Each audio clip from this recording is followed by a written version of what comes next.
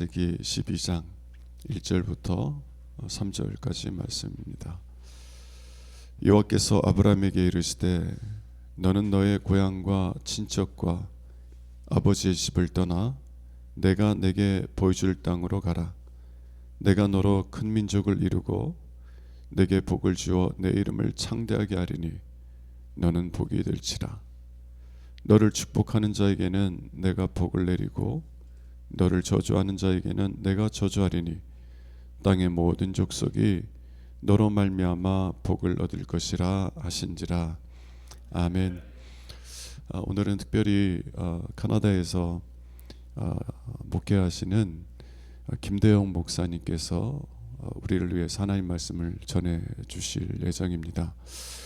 김대영 목사님은 저보다 연배는 어리지만 늘 뵐 때마다 어떻게 하나님 앞에서 그리고 사람들 앞에서 이렇게 진실하고 신실할 수 있을까 늘 감탄하는 그런 목사님이고요. 그래서 제가 사랑하고 또 존경하는 그런 목사님입니다.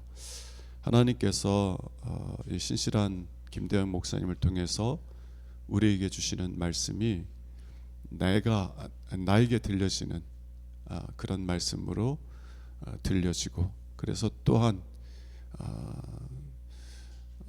2026년도 새롭게 하나님을 새롭게 만나는 은총의 시간이 될 수 있기를 원합니다. 우리 김대영 목사님 나오실 때 우리 박수로서 환영해 주시기 바랍니다.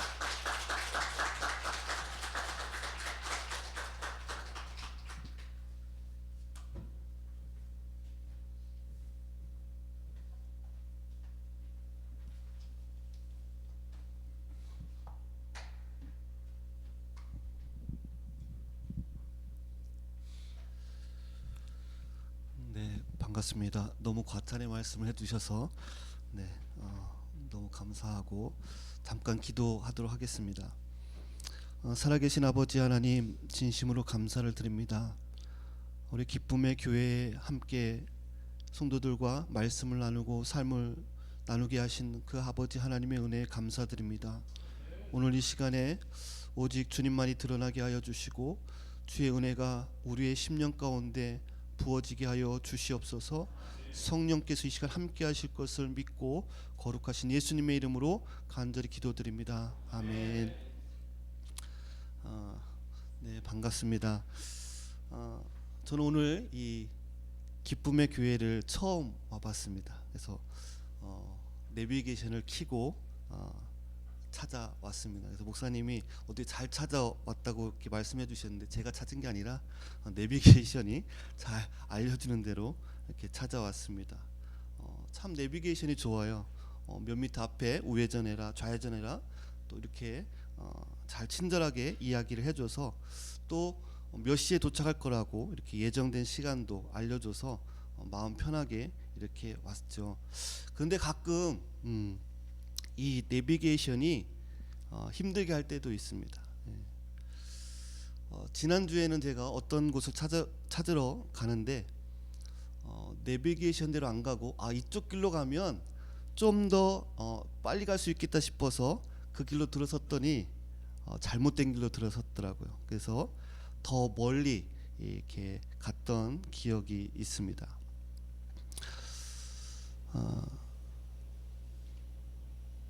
사실 우리 인생도 그렇게 살고 싶어 합니다. 내 인생의 성공 도착 시간이 딱 정해져 있고 어디서 돈을 모으고 언제 자녀를 공부시켜야 할지 정답을 다 알려주는 인생 내비게이션을 원하는 나라는 것이죠. 이대로만 가면, 이대로 살면 안전하다, 확실한 계획, 예측할 수 있는 내일이 있어야 우리는 안심하게 됩니다. 그런데 여러분, 하나님은 우리를 부르실 때 늘 우리의 이 완벽한 인생 내비게이션을 강제로 종료하면서 시작한다라는 걸 여러분 아십니까? 때로는 하나님께서 우리는 하나님께 이렇게 물을 때도 있죠. 주님이 원하신 대로 가면 뭐가 있나요? 목적지가 정확하게 어딘지 알려주셔야죠. 제 노후는 정말 준비되어 있는 거 맞습니까? 우리는 내 눈에 지도가 확실히 보여야 한 걸음을 떼겠다고 고집을 부릴 때가 있습니다. 하나님, 보험은 들어놓고 살아야 되지 않을까요? 이 정도 적금은 내가 들어놔야 하나님께 순종할 수 있지 않을까요?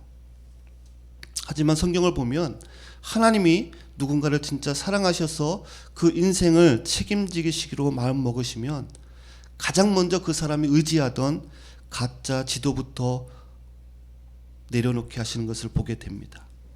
아무것도 보이지 않는 벌판으로 우리를 밀어넣으시는 거룩한 하나님의 간섭이 시작된다라는 것이죠. 오늘 본문은 아브라함이 들었던 하나님의 음성이 바로 그렇습니다. 75년 동안 그가 그려온 인생의 설계도, 그가 그 큰 도시에서 쌓아올린 완벽한 인맥과 노후, 자금들, 하나님은 모든 것을 초기화해 버리십니다. 그리고 떠나라, 그리고 내가 내게 보여줄 땅으로 가라고 말씀하시는 거예요. 하나님이 75세의 이 아브라함을 골탕 먹이시려고 하시는 것이 아닙니다. 내 손에 든 지도가 아니라 내 손을 잡고 계신 하나님을 믿는 진짜 인생을 살게 하시려고 하나님이 그렇게 하셨다라는 것입니다. 우리는 아브라함이 대단한 믿음이 있거나 정말 갈 곳이 없이 방황하던 중에 부름 받았다라고 생각할 수 있지만 성경은 여호수아 24장에서 이렇게 말하고 있습니다. 아브라함은 다른 신들을 섬기던 우상의 그런 집안에서 살았던 사람이었습니다. 또 고고학에서 보면 이 갈대아 우르는요, 화려한 문명 뒤에 하나님이 없는 풍요가 가득한 그러한 인본주의의 정점에 있던 도시였습니다. 하나님은 그 견고한 세상의 요새 안에 안주했던 한 죄인을 끄집어내서 오직 하나님만을 요새로 삼는 믿음의 여정으로 초대하신 것을 보게 됩니다. 당시에 이 우루 땅을 발굴한 유적들을 보면 이중 성벽이었었고요. 또 2층 벽돌 주택에 수세식 하수도가 완비된 그런 도시였다고 합니다. 학교에서 수학을 가르치고 모든 거래가 계약서로 이루어지는 오늘날과 말하면 서울과 같은 대도시였다라는 것이죠. 그냥 아브라함이 텐트 치고 유목하던 그런 민족이 아니라, 사람이 아니라 그런 문명의 세택을 받았던 그러한 성공한 기득권자였다라고 추측할 수 있다라는 것입니다. 아브라함의 조상들이 강 저쪽에서 다른 신들을 섬겼다라고 여호수아 24장 2절은 기록하고 있습니다. 달의 신 난나를 숭배하던 그러한 종교 시스템에 있었던 사람이었다라는 것이죠. 중요한 것은요, 하나님은 준비된 의인을 부르신 것이 아니라 우상 숭배의 중심지에서 안정된 삶을 누리던 죄인을 부르셨다라는 것입니다. 여러분, 75세면 이미 인생의 모든 체계가 굳어질 대로 굳어진 나이이죠.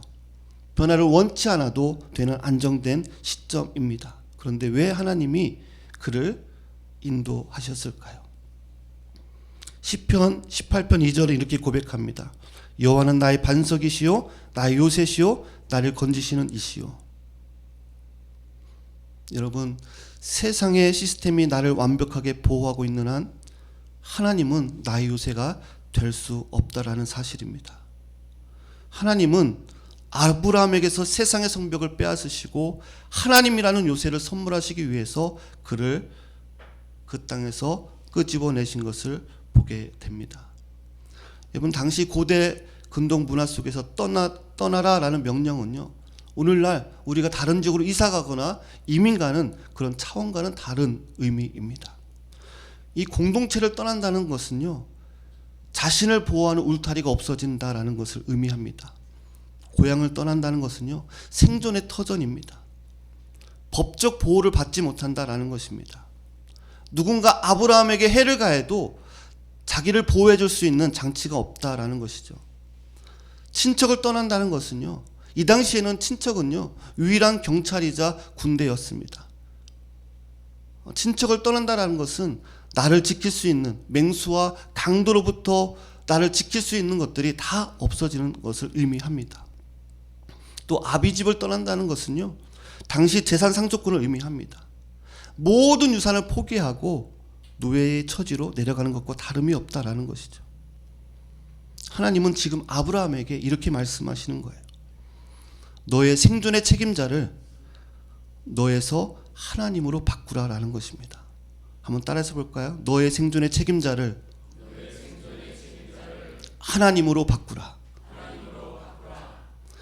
잠언 3장 5절 6절에서 이렇게 말씀합니다. 너는 마음을 다하여 여호와를 신뢰하고 내 명철을 의지하지 말라. 너는 범사에 그를 인정하라. 그리하면 내 길을 지도하시리라. 성경의 정황과 당시의 배경을 종합해 볼 때 아브라함은요 결코 세상을 모르는 무지한 사람이 아니었습니다. 자기 집에서 훈련된 사병 318명을 거느릴 만큼 탁월한 조직 관리자였고, 또 사라의 매장지를 구할 때 해족속과 계약을 맺을 정도로 법과 관습에 밝은 지식인이었습니다. 또한 문명의 중심지였던 우르와 무역의 요충지인 하란을 거쳐서 온 인물이기 때문에 누구보다도 지도와 지리와 경제적 네트워크를 잘 이해하는 그런 사람이었을 것이다 라고 추측을 합니다. 하나님은 그런 이 아브라함에게서 경제적인 네트워크를, 인간적인 계산을 내려놓고 앞날의 지도 대신 하나님의 손을 잡게 하심으로써 오직 주님만을 신뢰하는 믿음의 여정을 시작하게 하신 것입니다. 하나님은 목적지도 또 내게 보여줄 땅으로 가라 라고 말씀만 해주셨지 그것이 어떤 곳인지도 말씀해 주지 않았습니다. 계산이 빠르고 또 지도가 익숙한 사람에게는 어디로 가는지 말 안 해주면 참 고통스럽죠. 하나님은 아브라함의 그 계산을 뺏으시고 하나님의 손만을 붙들게 하시는 것을 보게 됩니다. 여러분, 우리가 사고가 나서 차 안에 갇혀 있을 것을 가정해 보면 차가 사고가 나면 어떻습니까? 밖에서 구조대원이 이렇게 소리를 치겠죠. 빨리 안전벨트를 풀어주세요. 왜냐하면 안전벨트는 우리를 지켜주는 고마운 존재였지만 사고가 나면 그것을 풀지 않고 차 안에 있으면 더 위험하기 때문에 그렇습니다. 하나님이 아브라함에게 떠나라고 하신 이유는 우리를 고생시키려고 하는 것이 아니라 그가 안전하다고 믿고 의지했던 그 문명의 벨트가 이제는 그의 영혼을 질식시키고 있었기 때문에 그렇다라는 거예요. 세상의 벨트를 풀고 진짜 인생을 살으라고 그를 밖으로 끄집어내신 것이다라는 거예요. 오늘날 우리에게 벨트는 무엇입니까? 그래도 돈은 있어야지, 내 평판은 지켜야지, 그러한 마음들이 아닐까 생각이 듭니다. 저는 사실 안정적인 그런 삶을 추구하는 사람이었습니다. 한국에서 사역할 때도 파주, 일산, 도봉, 강남, 제주, 인천 다양하게 부교역자로 사역을 했습니다. 사역지가 정해지면 그곳에 적응하고 또 아이들을 키우고 그것이 저의 사명인 줄 알고 열심히 그렇게 살았습니다. 하나님은 저를 한 곳에 오랫동안 정착해 하게 두지는 않으셨습니다. 늘 나그네처럼 옮겨 다니게 하셨습니다. 그런데 어느 날 하나님께서 제 인생 가운데 가장 큰 모험을 제안하셨습니다. 아무런 연고도 없었고 또 파송해주는 교회도 보장된 미래도 없는 캐나다 땅 밴쿠버로 가라는 그런 마음을 주셨습니다. 지금 되돌아보면 순종은 다 준비된 상태에서 가는 것이 아니라 하나님의 말씀, 오직 하나님 마음만 붙들고 가는 것이라는 것을 깨닫게 되었습니다. 인생의 모든 안정적인 기반을 허물고 캐나다행 비행기에 몸을 실었습니다. 그 땅에 발을 디뎠을 때 제가 맞이한 것은 웅장한 그런 자연이 아니라 숨막히는 현실이었습니다. 집을 구해야 하고 차를 구해야 되고 아이들 학교를 알아봐야 하는 모든 과정들이 처음이었습니다. 사실 한국에 있을 때 전도여행을 가면 그 전도여행을 가는 지역의 문화나 언어나 또 여러 가지 것들을 공부하고 가죠. 그런데 이때는 왜 그랬는지 모르지만 캐나다 밴쿠버가 어떤 지역인지 어떤 나라인지 무엇이 필요한지 어떻게 살아가야 되는지 전혀 알아보지 않고 그냥 갔던 것 같습니다. 막상 내려보니까 정말 캄캄한 터널 속에 들어온 그런 기분이었습니다. 그 중에도 그러면서도 집을 구하고 그러면서 사람들을 만나게 하시고 또 그 안에서 하나님의 인도하심을 경험케 하셨습니다. 처음 이제 베이스먼트에 처음 저희가 방을 얻었는데 정말 좋은 집주인을 만나게 하셨어요. 그래서 가끔 맛있는 음식도 제공해 주시고 텃밭에 있는 깻잎, 고추도 마음껏 따먹으라고 이렇게 해주셨어요. 그래서 하나님의 그런 손길들을 느낄 수 있었습니다. 하나님이 굶어 죽이지 않겠구나. 내가 너와 함께하게 한다라는 그런 마음을 그때 얻었던 것 같습니다. 그리고 생계를 위해서 저녁에는 학교에서 청소 아르바이트를 했습니다. 3시간 동안 학교 강의실 또 복도 또 화장실을 다 청소해야 했습니다. 굉장히 힘든 일이었습니다. 남자 화장실, 여자 화장실, 변기, 소변기 또 유리를 닦는 데 있어서 참 쉽지 않은 일이었습니다. 같이 일했던 분이 그런 얘기를 하시더라고요. 이 목사님, 어떤 목사님들은 이런 일을 하면 자존심 상해하고 힘들어 하는데 목사님은 괜찮으세요? 라고 물어보더라고요. 저는 자존심은 상하지 않았어요. 제가 일할 수 있음에 감사했습니다. 물론 육체적으로 힘들긴 했지만 그 일하는 곳에서 하나님을 만나는 시간을 가질 수 있었습니다. 쓰레기통을 비우고 화장실 바닥을 닦고 유리를 닦으면서 하나님이 저를 다시 빚기 시작하셨습니다. 강단 위에서만 있을 때는 몰랐던 성도들의 치열한 삶, 그 땀방울의 가치를 비로소 깨닫게 하셨습니다. 교만하면 안 된다. 더 겸손해야 한다. 그런 일들을, 그런 마음들을 그 청소하는 시간에 저에게 하나님이 말씀해 주셨고 깨닫게 해 주셨습니다. 또 낮에는 밭을 뒷밭에서 일을 하기도 했고 그 뒤에로는 정육점에서 일을 했습니다. 4년간 정육점에서 일을 했습니다. 처음 접해보는 일이었습니다. 고기를 8시간 동안 쓸고 나르고 냉동창고에서 고기를 나르고 80파운드, 90파운드짜리 박스를 들고 왔다 갔다 하는 그러한 육체적인 노동의 시간들을 보냈습니다. 그 일을 하면서 제가 도전받았던 것들이 있는데 한 가지는 그 정육점 안에서 중국인 아주머니가 한 분 계셨어요. 그런데 이 아주머니가 교회를 다니시는데 그 교회를 다니시게 된 이유를 듣게 됐습니다.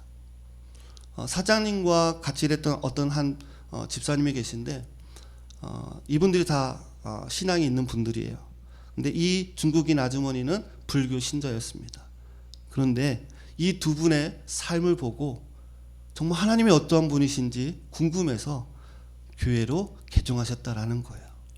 저분들이 믿는 하나님이라면 내가 그분을 한번 믿어보겠다라는 것이죠. 평신도의 삶을 통해서 말이 아니라 삶으로 하나님을 증거하는 것을 보고 많은 도전이 되었습니다. 또 하나는 같이 일했던 그 집사님, 지금은 장로님이 되셨지만 한국에서 외국인 회사의 이사로 일했던 분이시죠. 연봉도 1억이 넘는 그런 재정적으로 여유 있는 삶을 살았던 분이셨어요. 그런데 그 아내 되는 분이 이 북한에 대한 선교를 품고 있어서 캐나다로 가면 캐나다 시민권을 따면 북한에 쉽게 들어갈 수 있다라는 그런 정보를 듣고 캐나다로 오신 거예요. 그래서 남자분은 정육점에서 일하시고 또 여자분은 베이커리 빵 가게에서 일을 하시는 거예요. 늘 힘든 고단한 일을 하면서도 웃음을 잃지 않았죠.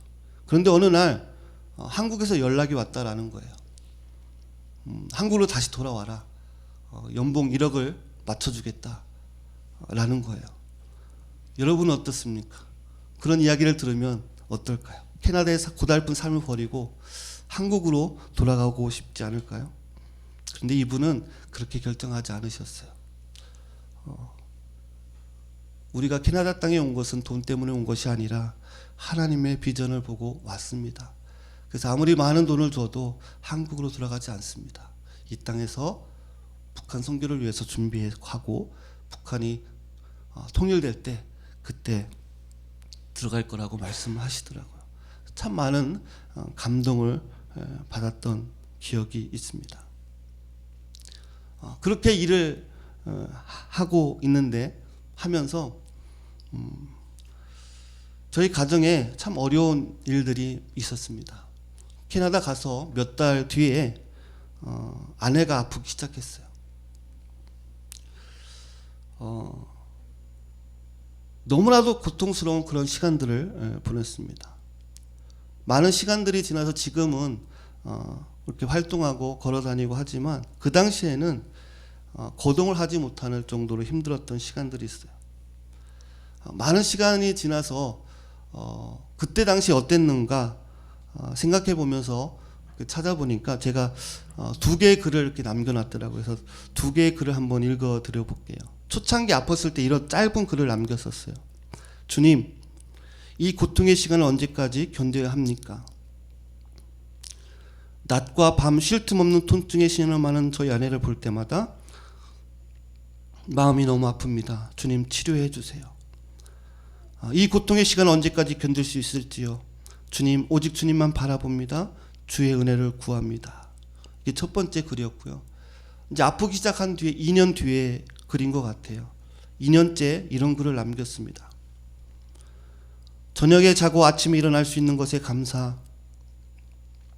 한 걸음 한 걸음 걸을 수 있다는 것에 감사. 손으로 병 뚜껑을 열 수 있다는 것에 감사. 앉았다 일어날 수 있는 것에 감사. 육체에 큰 고통이 없는 것에 감사. 스스로 옷을 갈아입을 수 있는 것에 감사. 스스로 씻을 수 있음을 감사. 하나님 앞에 감사할 조건들이 너무 많다. 아내가 아픈 지 2년이 넘었다. 아내는 저녁에 자고 아침에 일어나는 것이 고통이다. 한 걸음 한 걸음 걷는 것이 고통이다. 손으로 병 뚜껑조차 열 수 없다. 앉았다 일어날 때마다 고통의 신음을 낸다. 아내는 24시간 통증에 시달린다. 스스로 옷을 갈아입기가 힘들다. 혼자 씻기가 힘들다. 무릎, 발목, 손목이 붓고 통증이 심하다. 목, 어깨, 전신이 아프다. 아픔이 너무 많다. 건강했던 아내가 아플 것이라고는 생각하지도 못했다. 그런데 아픔이 일상이 되었다. 고통이 일상이 되었다. 아이들이 설거지를 하고 청소를 많이 돕는다. 아이들이 스스로 식사를 찾아서 먹는다. 때론 미안하다. 더 잘 챙겨줘야 할 테인데 그렇게 하지 못하는 부모의 마음이 아프다. 아무도 없는 이국 땅에서 홀로 서기 하고 있다. 힘들다, 외롭다, 지친다. 인생의 바닥이라고 생각되어진 이 시간 나는 혼자라고 생각되어졌다. 그런데 혼자가 아니었다. 주님이 함께 계셨다. 여전히 두렵고 힘든 시간이다. 그러나 주님이 함께 하시면 두렵지 않다. 하나님이여, 주는 나의 하나님이시라. 내가 간절히 주를 찾되 물이 없어 마르고 황폐한 땅에서 내 영혼이 주를 갈망하며 내 육체가 주를 앙모하나이다. 내가 주의 권능과 영광을 보기 위하여 이와 같이 성소에서 주를 바라보았나이다. 주의 인자하심이 생명보다 나음으로 내 입술이 주를 찬양할 것이라. 이러므로 나의 평생의 주를 송축하며 주의 이름으로 말미암아 나의 손을 들리라. 아멘.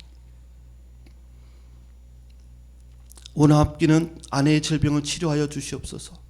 하나님이 원하시는 길을 걷게 하여 주시옵소서. 새 자녀를 주님께 맡깁니다. 주님께서 인도하여 주시옵소서. 이 이국 땅에서 저희 가정의 앞길을 인도하여 주시옵소서. 이곳에서 필요한 재정들이 채워지게 하시고, 참 힘들고 어려운 시대에 살고 있습니다. 소외되고 힘든 사람들이 많이 있습니다. 하나님의 사랑으로 주의 빛을 드러나는 삶을 살기 원하고 도움이 필요한 자의 필요를 채울 수 있는 삶을 살게 하여 주시옵소서. 오늘도 눈물로 하루를 보냅니다. 기쁨의 그날을 소망하며 주님 사랑합니다. 이러한 글을 제가 기록을 했더라고요. 감사하게도 하나님은 그 고통의 끝에서 아내를 조금씩 일으켜 주셨습니다. 그러면서 제가 정류점에서 일하고 영주권을 받고 이제 기도하며 하나님이 개척의 마음을 주셔서 밴쿠버 소망의 교회라는 이름으로 교회를 개척을 했습니다. 교회를 개척했지만 사실 누구에게 알리지 않았고 그냥 가정에서 저희들끼리 예배를 드리기 시작을 했습니다. 한 9개월 동안 약 9개월 동안 저희 가족끼리 예배를 드리기 시작했죠. 그런데 어느 날 아내에게 하나님이 그런 말씀을 주셨어요. 여보, 이상하게 다음 달부터 하나님이 사람을 보내줄 것 같은 마음을 주셨어. 그래? 정말 그런가? 하고 했는데 정말 그 다음 달에 하나님이 한 명을 보내주셨어요. 그냥 집에서 예배 드리는데 오셔서 예배를 드리기 시작하신 거예요. 그리고 그 뒤에도 몇 가정이 등록을 하셔서 예배를 드렸습니다. 뭔가 이제는 아내도 조금 회복이 되고 교회도 개척하고 이제 좀 모든 것들이 괜찮아지나 싶었지만 시련을 한꺼번에 온다고 아이들이 아프기 시작을 했습니다. 첫째 아이가 한 6개월 동안 학교를 가지 못했어요. 그래서 처음에 아플 때 잠을 24시간 중에 23시간을 자기도 하고 침을 흘리기도 하고 그래서 병원에 갔더니 빨리 큰 병원을 가보라고 해서 CT도 찍고 했는데 몸에는 이상이 없다라는 거예요. 그런데 의사가 조심스럽게 이야기를 했습니다. 아마 이 마음에 문제가 있는 것 같다라고 말씀을 하는 거예요. 어렸을 적에 엄마가 누워있는 모습, 아픈 것들을 계속해서 보면서 이 아이들이 외국 땅에서 힘든 적응하는 기간들 동안에 이 아이들이 마음이 아팠던 것이죠. 그래서 6개월 동안 학교를 가지 못했던 일이 있었고요. 또 막내도 학교만 가면 무섭다고 해서 또 학교를 잘 가지 못했던 시기도 있었고 그래 첫째 막내만 좀 이렇게 아프고 둘째는 괜찮을 거야 했더니 둘째도 한 6개월 동안 학교를 가지 못하는 그러한 일들이 있었습니다. 물론 지금은 다 회복되어서 아이들이 학교를 잘 다니고 있습니다. 세상의 진도를 따라가느라 허덕이던 아이들을 또 하나님이 잠깐 멈추시고 또 함께 집에 머물게 하시면서 자녀들의 어떤 세상적인 성적이나 아니면 어떤 것보다도 하나님은 우리에게 자녀의 영혼이 더 중요한 것을 말씀해 주셨습니다. 학교보다도 안전한 울타리가 하나님 품이라는 것을 우리에게 가르쳐 주셨던 시간들이었습니다. 그 고난의 시간들을 지나고 나서 하나님이 새로운 힘을 주시고 또 사역을 하게 하시고 또 그 땅 가운데서 교회를 통해서 또 저희 가정을 통해서 이루고자 하시는 일들을 하나씩 보여주기 시작하셨습니다. 사실 밴쿠버에 처음 도착했을 때 목사님들은 이곳은 목회자의 무덤이다라고 말씀해 주셨어요. 목회하기 쉽지 않다라고 하시는 거예요. 맞습니다. 목회하기 쉽지 않습니다. 정말 힘듭니다. 그렇기 때문에 하나님을 더 붙잡게 되는 것 같습니다.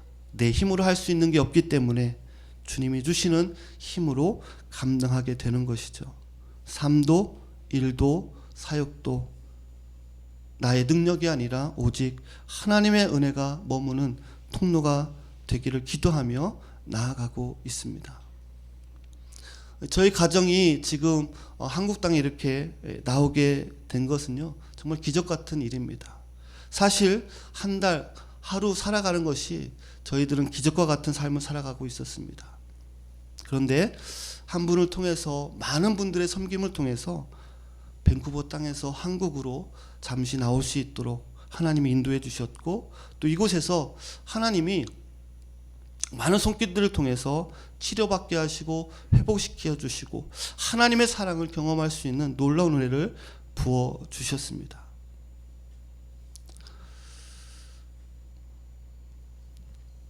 여러분, 아브라함도 아마 하나님의 말씀을 듣고 떠나는 것이 쉽진 않았을 것 같아요.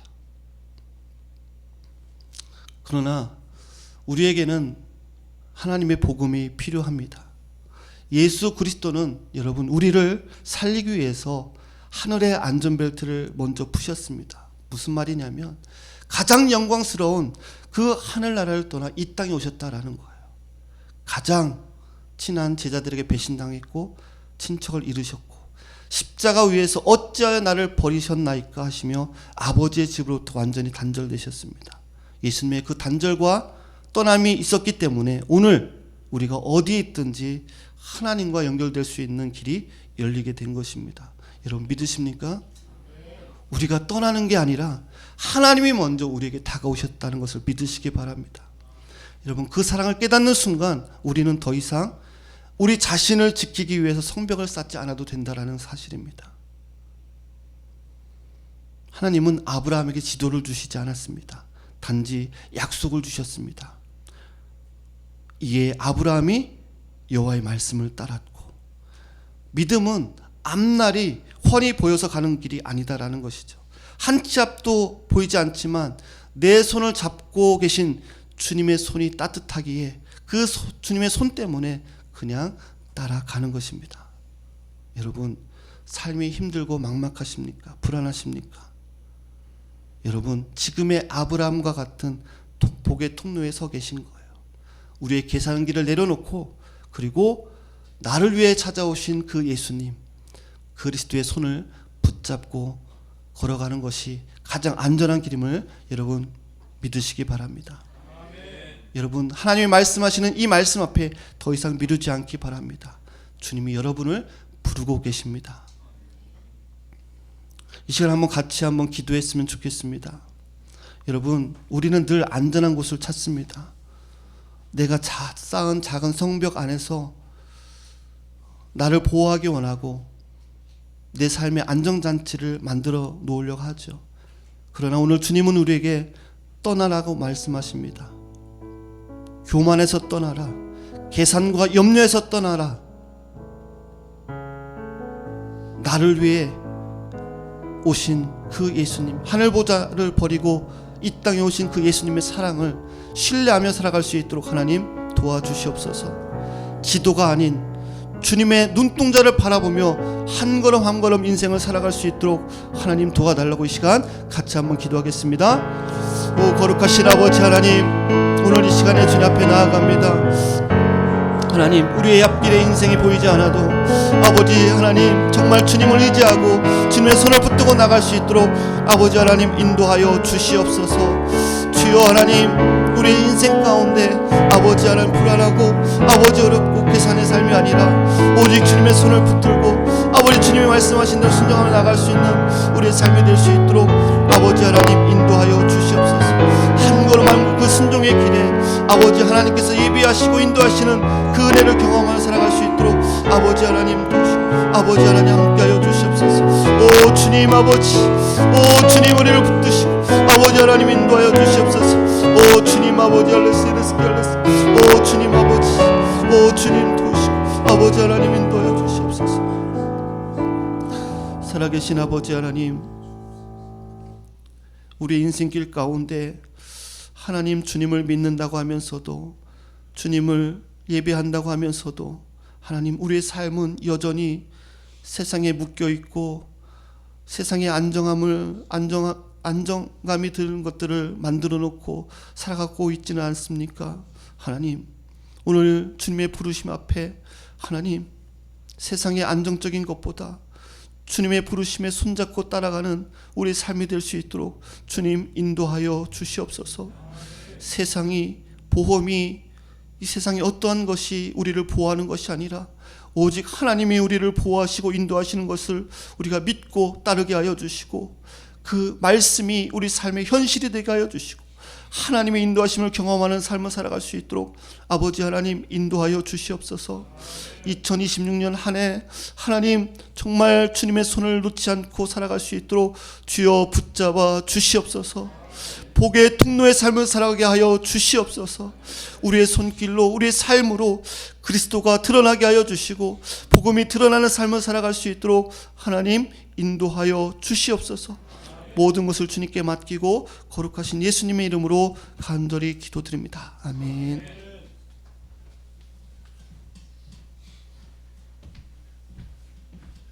네, 감사합니다. 또 하나님께 영광 돌립니다. 우리 박수로서.